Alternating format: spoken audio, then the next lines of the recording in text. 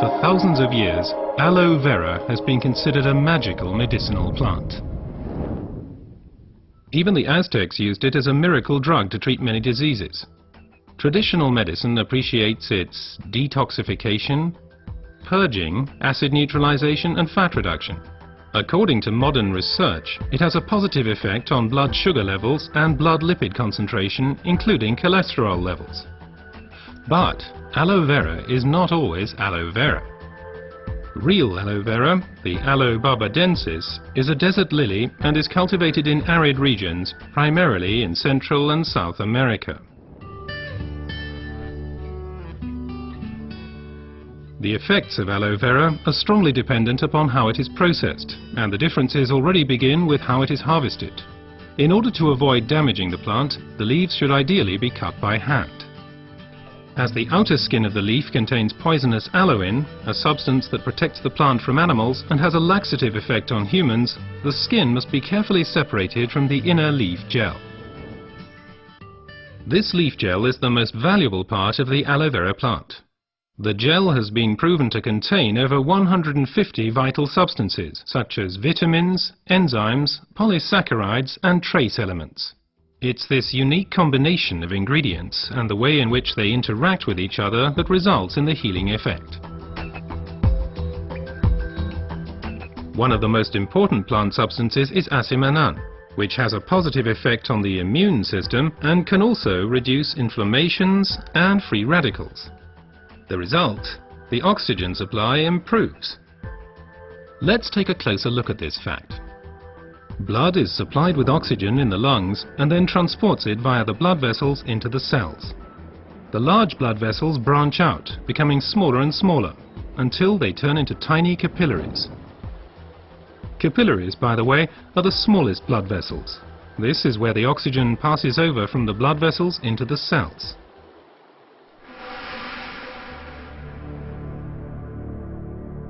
Poor eating habits, environmental pollution, stress and increased physical effort weaken our immune system.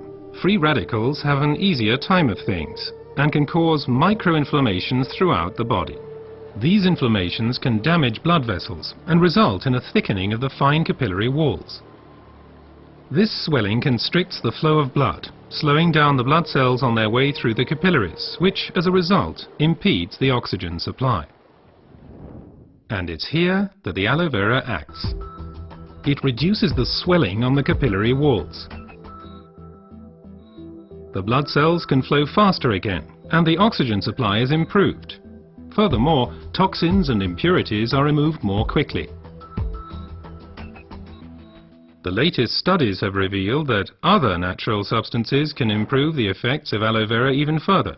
These substances primarily include silicon, but they also include evening primrose and alkaline minerals. But first let's look at silicon a bit more closely. For our body, silicon is life essential and a structure building element.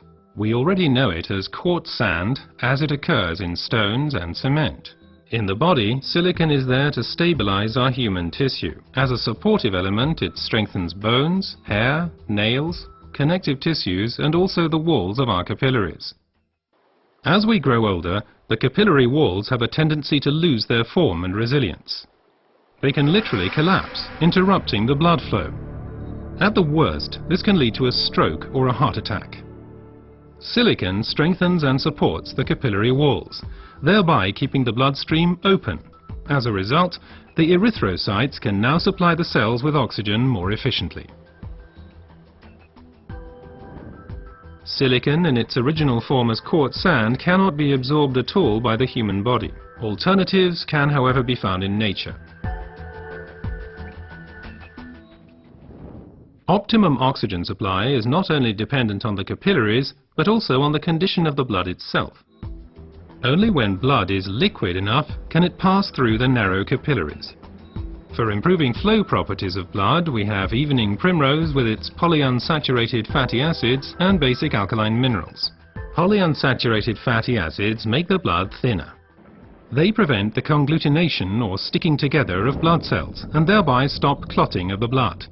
Alkaline minerals support the elasticity of the red blood cells, thus helping them to pass through the tiny capillaries more smoothly. Both help to increase the blood's rate of flow and thus contribute to maintaining an optimum oxygen supply. So let's review the main points again. The supply of oxygen to our cells is a vital prerequisite for our overall health and also helps to safeguard us against serious illnesses. Aloe vera, with its decongestant effect, improves the oxygen supply. Silicon strengthens the vessel walls and keeps the bloodstream open. Reinforcement comes from evening primrose and basic alkaline minerals. What traditional medicine has known for a long time has now also been confirmed by modern research.